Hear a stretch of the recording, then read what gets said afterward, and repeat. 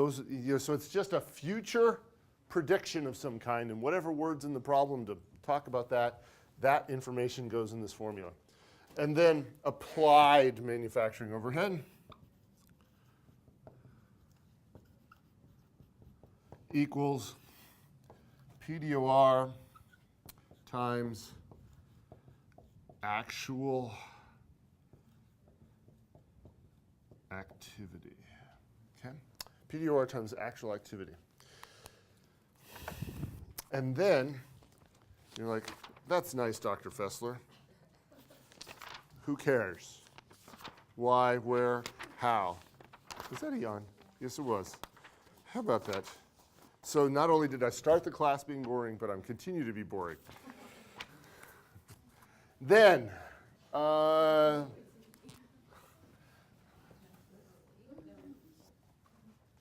what T account am I going to write on the board?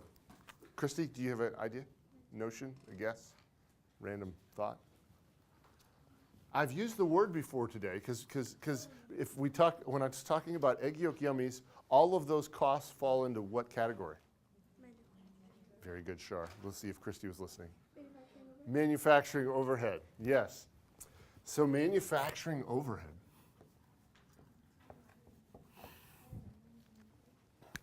And so on the debit side of the manufacturing overhead, we are going to continue to do what we did for the first exam, which was put actual manufacturing overhead on the debit side of this, on this T account. But on the credit side, we're going to do something a little different. We are going to put applied manufacturing overhead. So for the last test, what did we do? We just zeroed out this account and transferred the amount over, did we not? That's a little too simplistic. It's a little too simplistic. And so we're going to do something a little more complicated. But that's the only difference between what we learned, T accounts cost flows, and job order costing. So the only difference between what we've already learned and what we're about to learn, which is job order costing, is how we do overhead, how we do the manufacturing overhead T account, okay? So if you would go to, why don't we do Halo Products Company? I guess that's what I want to do. Works for me. Halo Products Company uses direct labor hours as the basis for applying overhead to products. Angie, we just learned a very important piece of information just by me reading that first sentence. What did we learn? That they use direct labor hours as the basis for applying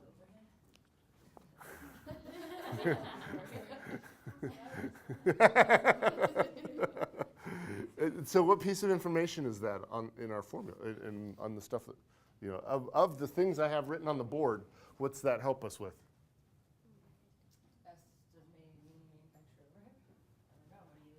What am I fishing for? Our activity. There you are. There you have it. There you have it. Third time's a charm. There. And so it tells us what our activity is, right? Is our activity machine hours? Number of units produced. And it's direct labor hours. And it's not direct labor cost. That's another activity that we could use to this, but it's direct labor hours. So let's make a note of that, direct labor hours. So we don't get confused. There we go. Now moving on.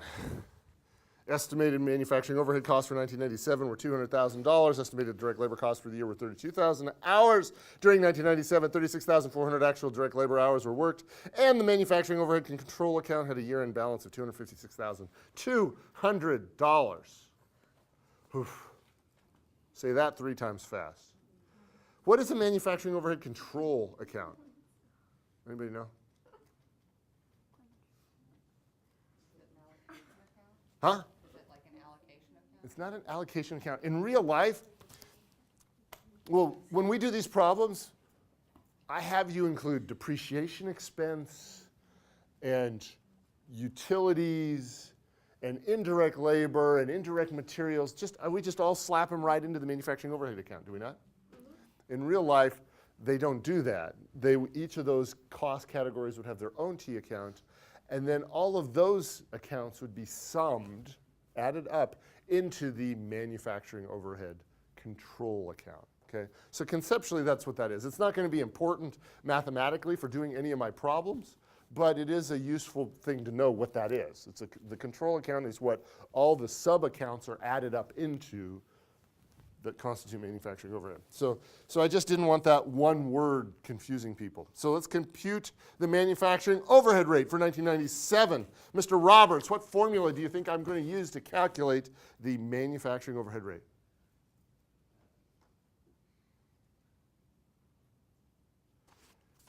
Psst, you can look on the board.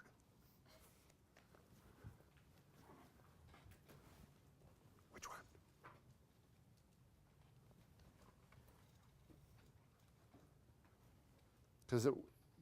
Because we want to calculate the manufacturing overhead rate. What's PDOR stand for? Predetermined overhead rate. Is there any similarities between the manufacturing overhead rate and the predetermined overhead rate? I mean, just in terms of words? Yes, that's the correct answer. Awesome. Awesome. And so, yeah.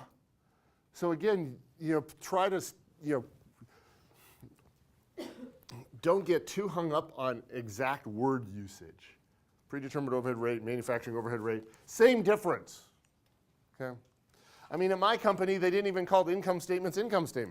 Company I work for, they called them P&Ls, short for profit and loss. But I mean, I'd never seen the word before. Come on. So they're kind of different words. So we're going to use this PDOR formula. David, you seen it? You, David Roberts? Are you seeing it? Awesome. Carrie, can you give me a number or two? No, one. One's good enough. Which one you want? PDOR. Huh? How about the 200,000 over 32,000? Oh, Is that what you wanted? you did more. You did more than you needed to. You only needed to give me one number, and you gave me two. So you went above it. With the 200,000. But everybody heard you say the second one, so it's like not even going to be fair to ask somebody else something. That's okay. That's okay. You're just showing off, which is good. Absolutely. And I appreciate that. And I appreciate that. Taylor, have you got the math calculated already?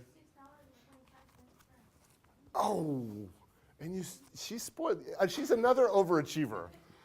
What did you say again, Taylor? Oh, that's not the same answer you just gave me, though. Per hour. Ah, yeah, thank you. And there's another overachiever. What did you just say? Per direct labor hour. Because my normal next question would be, because the answer I'd be given was stereotypically is, I'm still boring, that's good to know, is that it's $6.25, or even more simplistically, 6.25, Dr. Fessler. That's the answer. And so then I get to say, Nick, 6.25 what? Yeah, that's a good start. Apparently, were you not listening when Taylor gave me? That's right. Per what? Per direct labor. Yes, yes. So what is this? So this is $6 per direct labor hour. And notice, we're being consistent. I mean, it's a good thing, right? We're being consistent with what we're supposed to be using. Awesome. Woof.